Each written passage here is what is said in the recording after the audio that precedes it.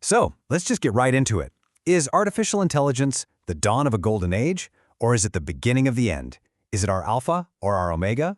We're going to dive into why this moment, right now, feels so just profoundly different from anything we've ever seen before.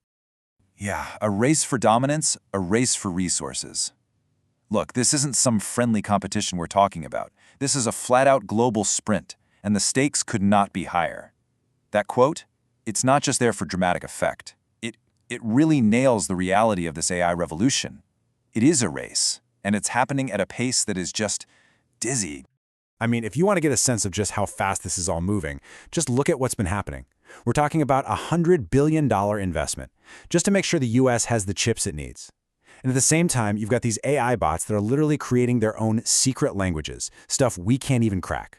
And all of that, it just fuels this relentless battle for who can build the next fastest, the next best AI model. This isn't some sci-fi movie script, you guys. This is happening right now. Okay, so when you put all that together, it leads to this feeling, this gut feeling that so many of us have. Even the experts, the people who've been in AI for decades, are saying it. This time is different. But why? What makes it so different? I mean, look, we've had AI winters before, right? Those periods where all the hype just kind of fizzled out and progress would grind to a halt. But this doesn't feel like that at all. There's this sense in the air that we've crossed some kind of invisible line, a real threshold. So what is it? What's actually changed? Well, it really boils down to a few key things. First, the scale, and maybe more importantly, the accessibility. It's just off the charts. Then you have the speed. I mean, it's not just fast, it's exponentially fast. The curve is just shooting straight up, and it shows zero signs of leveling off. You put those things together, and what you get is a massive, fundamental shift in how we live, how we work, everything. And really, this is the heart of it. AI isn't just locked away in some university lab or a fancy corporate R&D department anymore. Nope, it's right here, on your phone. It's in your web browser. It's a powerful tool that's suddenly in everyone's hands. And that democratization is what's making its impact just explode. But here's where it gets really wild. This isn't just happening in a vacuum. Think of it like a perfect storm. AI's power is being massively amplified because a bunch of other revolutionary technologies are all coming of age at the exact same moment. And you've got to get this part because it's so important. It's not just about AI by itself. We are smack in the middle of this incredible technological convergence. It's not one big wave coming at us. It's more like three massive waves all merging into one giant tsunami. So what are these waves? Well, first you've got quantum computing, which is going to unlock calculations we thought were literally impossible. Then you've got brand new energy sources, think fusion, which we absolutely need to power the insane energy demands of all these AI data centers. And finally, you've got 6G hyperconnectivity, basically connecting everything, everywhere, all at once, instantly. It's the combination of all these things hitting at once that's going to be so transformative. And all of this convergence, it points to this one concept you've probably heard thrown around, the singularity. So what is it?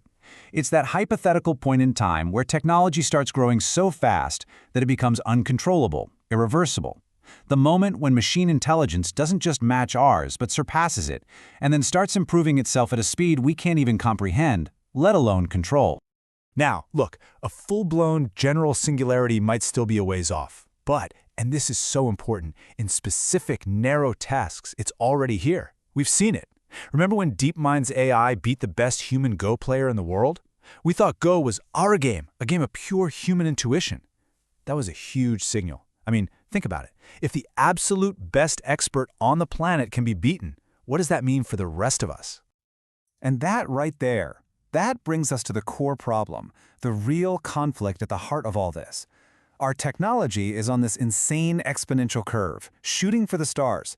But our ability to handle it, our laws, our social structures, maybe even our own wisdom, it's just not keeping up. There's this massive growing gap. Just take a look at social media. Facebook launched way back in 2004.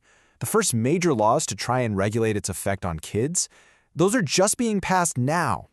That is a 20-year gap. An entire generation grew up in that gap. Now, stop and think about the fact that AI is moving so much faster than social media ever did. We don't have 20 years to figure this one out. We just don't. And what this really shows us is a fundamental truth of our time. Laws will always lag behind technology. It's just a fact of life now. It's not even really about blaming politicians. It's just what happens when change is exponential. And with AI, that gap between, wow, look at this new thing, and, uh-oh, how do we control this thing, it's getting wider and wider, faster and faster.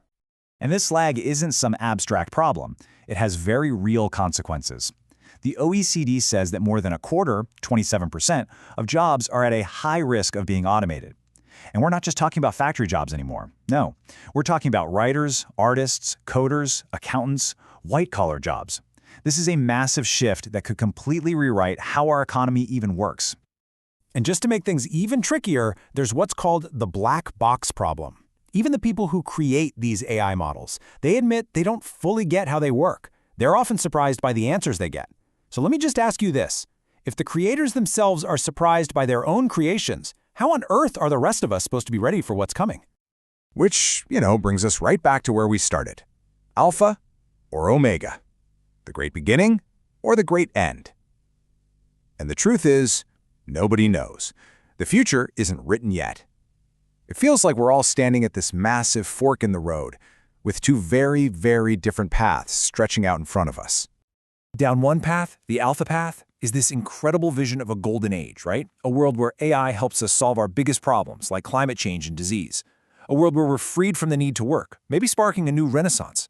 But down that other path, the omega path, lies mass unemployment, a crisis of meaning and purpose, and social chaos on a scale we probably can't even imagine. But here's the most important part of all. Neither of those futures is set in stone. Not at all. We are not just passengers on this ride.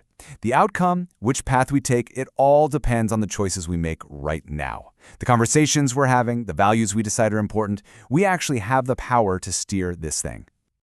And so, that leaves us with this one final, huge question. For forever, really, our work has been our purpose. It's how we define ourselves. AI might free us from all of that, but what are we supposed to do then? When the machines can do everything, what is left for us to do? And that, right there, is both the terrifying challenge and the incredible opportunity that we're all facing.